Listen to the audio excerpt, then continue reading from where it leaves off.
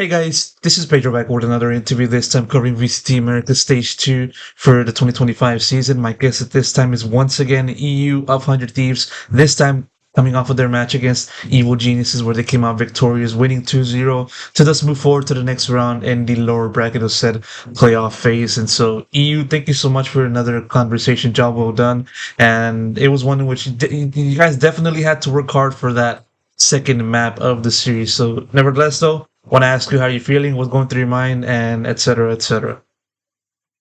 Feeling good, man. Honestly, felt like a good win for us. It felt different, for sure, than like some of our group wins. It felt a little more like our first two matches, and way less than like our last three matches in groups. So because of that reason, it feels like a good win. Feels I don't want to say like I'm satisfied. We're gonna be in a gauntlet here. We got to make champs. So definitely not satisfied. Like Kobe Bryant, job's not done. Whatever you want to say, but nonetheless, like proud of the boys today. Got to reset, rest a little bit, get ready to play again. People say Mamba mentality, but I call this EU mentality just for just for anyone that can keep on using that term. Yeah, like it's best. It's good to understand it in the way that you've been describing this series, and obviously you guys had to make a quick turnover from that initial series loss earlier on in the playoff phase, and so I want to ask you first and foremost about that. Coming off of the loss, what was the most important thing that you guys had to kind of address from that point up until today, and and the like. Yeah. Um, I didn't expect a little question about the G2 game. Yeah. It was pretty bad. I would say, like for us, like coming off of that loss, definitely felt like we put in like all the preparation that we could and everything, whatnot. So going into the G2 game and just getting completely curb stomped by Baby Bay was not a good feeling, I would say. And I'd say like the most important thing coming off of like last week's loss or last match's loss, coming into like the rest of our playoffs run is sort of just to play with nothing to lose. Like realistically, we don't have anything to lose. We made a roster change like 1 or 2 days before the season started. We have a kid that was literally in university, just studying, and then out of nowhere, he's just living in LA, playing video games with us. So telling Drew, Kess, we have nothing to lose. Saying that to all the other players, saying it to myself, and kind of like showing that on the server with the way that we play, instead of having everyone being afraid to make a mistake or this or that, maybe like just letting people's instincts kind of flow, letting people play rounds the way that they want to have the round play out, and not forcing anything that maybe players aren't comfortable with. So, yeah, I would say that's like the biggest change from last week to this week, and something that we're looking to bring for the rest of playoffs, and hopefully make Paris. Hopefully. Yeah, yeah, of course. With the qualification of MIBR into Champions Paris, this playoff phase is literally turned into just who's going to come out of the lower bracket to Oh, they qualified. take that final. Yeah, MIBR qualified. Yeah, Oh, happy yeah, for because MIBR. That's good. yeah, Leviathan beat Crew, and so as a result, all of the teams are beneath MIBR on championship points. They're not going to be affected, so they're qualified as a third team. And so, as I was saying, this playoff phase has basically turned into just who's going to come out of the lower bracket. That's basically it. And how do you kind of look at just sort of the increase of pressure for obvious reasons, just having to try to make everything work, try to continue to improve, try to continue this form in a playoff environment like this. Well, I mean, you're kind of like you're phrasing the question in the way that we kind of thought going into like the G2 game and like a lot of our other games. There isn't really any pressure for us anymore. Like win or lose. I mean, I said it a lot last year. Like, don't care. We didn't really care about the result, and we're just focused on our process. It's kind of like the mindset that we're bringing back into our games now. So, like repetitive a little bit, just saying the same thing I've been saying in interviews for 2 years. But it was pretty important for us, like honestly. And yeah, like saying like the pressure's ramping up. We got to make this playoffs run because MIBR qualified, and like this do or die. I mean, every game is do or die. We're in the lower bracket. We don't have a second chance anymore. We lost to G2. We lost to Baby Bay. So, I mean, like, yeah, nothing to lose. I can genuinely tell you, like when we went up on stage today, I don't think any of our players on stage felt pressure. I was mainly like focusing on Kess, and I can tell you, like 100%, Kess definitely did not feel any pressure on stage today. Kudos to Kess if he's watching this interview, or if someone tells him or like clips it to him after. Like you played great today. The like mentality that you showed, you definitely like picked up on, the last like 2 days of practice and like a little bit of the things I was telling you. You're like like A1, like good fucking shit, bro. I should definitely say the same to you regarding your individual performance on Corrode, and obviously that was probably the part of the season which it was the most tightest and much more close compared to other moments. And so going into that aspect, how do you kind of look at the difficulty of trying to play EG and in that map, and also since you guys were starting to build momentum on attacking side near the end of that map, what allowed you guys to keep that momentum going and close it out in winning 14-12? I think our Corrode's pretty solid, honestly. I think like us making the comeback on Corrode is just because like our attack side defaults are pretty good. Like I think we have a good read on the map and the way that it should be played. And I think our attack side was like pretty high pressure for them to deal with. We still had like we had blunders. Like we got thriftied and used our ults on the one round that we got thriftied at B. But like double pistol definitely helped a lot.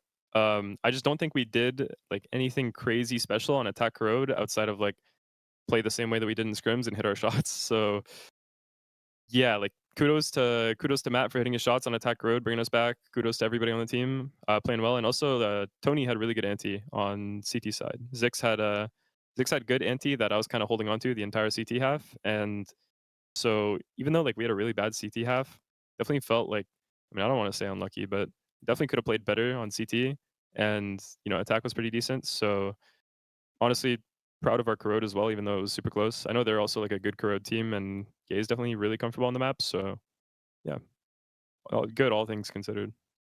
It just goes to show that the increase of level of the Stranger Thieves team going off of as you said, devastating loss to G2. Rewinding it back a little bit into Bind. Obviously, it's another match in which 100 Thieves plays Bind, and then it's another match in which 100 Thieves plays Bind, in which they win in Bind. And so, obviously, you guys didn't play that in the G2 series, and so you guys had that chance to use that for this series. What makes you guys so strong in that map? As much as you can share, of course. What makes you such a force in that map Yep. specifically?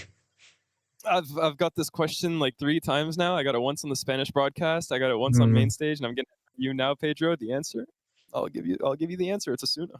Asuna gets 20 kills. He's headshotting everybody, playing his game on bind. So yeah, I mean, I'll like throw a tether here or there. I'll throw an eye, make sure the boys know what site they're hitting, and I'll just wait for Asuna to get his like 25 kills, and yeah, we'll probably just win the map. As long as that script is followed, we'll continue to see good teams. But like, I want to ask you a different aspect of that strength in that map specifically. With G2 banning it in that map veto phase before the start of that series, it kind of brought out about questions from like people observing this as to how you guys will fare with a series that doesn't have bind. And so, do you see it as such as it's in the sense that this team struggles in other maps besides working in bind, or do you kind of like think of it in a different way? Um, um, yeah, I mean, we definitely struggle with every map, like including bind. We're not like we're not like a super team that just wins every single map, and we have like the craziest map pool. I would say like even bind, like we lost against them at BR. We had like a 10-2 half, and I'm pretty sure we just like straight out lost out. So we'll struggle on like whatever map, but I would say that, I mean, like in the G2 series, I'm not gonna lie, like Andre in his series after as well, like against Energy, Andre is just shooting right now. So like bind or not, I'm not gonna lie, like the way Andre is playing, I'm pretty sure we would have lost on bind against current form G2. Those guys are crazy. Has Babyface performance really have you this shook? Because you've been mentioning him many times, man. Nah, it's just, I mean, it's like a half joke. It's a half joke, and like the other half is just like kudos to him, honestly. Like I know I know how much he cared about like being a professional like before he had to go into casting. Like I would say he was like more so like pushed into the decision of casting rather than like wanting to do it. Like I think his true passion is pro play. So like seeing him like progress through this part of his career right now with G2, and also like putting up numbers right now, and I think he was talking about how like he brings like a lot of like outside of game stuff to the team, like maybe like vibes or like whatever it is, like like the whole like Zelsis 5 merchant thing. So just like proud of him, honestly. So I've given him the respect he deserves. He played really well in our series after casting the game for a long ass time. So I mean, I got to give respect where it's due. Oh, for sure. I mean, definitely good to see that team doing well, and obviously also good to see your team doing well as well after finishing a match like this. Now, next round is Cloud9, playoff Cloud9, but this is a much more different a version of the playoff of Cloud9. This a team that has been able to reach this point, beating Leviathan. Sure, they lost against Sentinels, but had a pretty respectable showing in that regard. How do you look at your next opponent, and how do you kind of look at it in the difficulty? Or how do you look at the difficulty of facing that team in relation to, the team that you've faced so far in EG and G2 and other teams so far? What was they had like a really close series against Lev, right? Like the Yeah, that was yeah the wild like comeback 2-10 and then 10-2. That was the wild one. yeah. I mean, it looks like fun. It looks like they're having some fun games for sure. Like the way that they play, and also like Net seems to be like getting all their boys kind of like pumped and into it. Yeah, I mean, to be honest, like the most important thing for us right now and like our mindset going into these games is like, yeah, we're playing Cloud9 next, but I think it's pretty important for us to kind of just like stay focused and stay concentrated and realize that like we can use this momentum from our EG game and just, keep doing our thing. We don't have to change like a crazy amount of things or anything like that now that we're playing against Cloud9.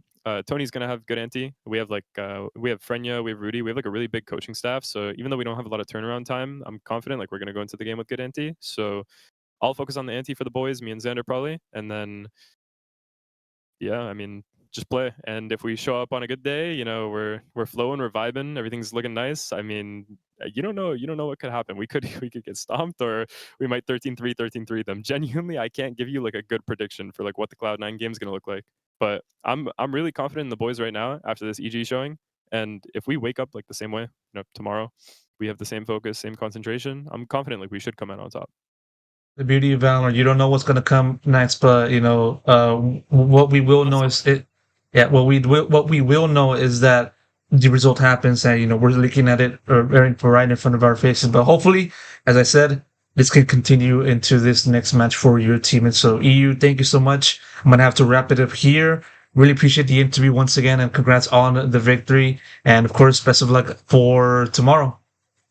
All right. Thank you so much, Pedro. Thank you for the interview.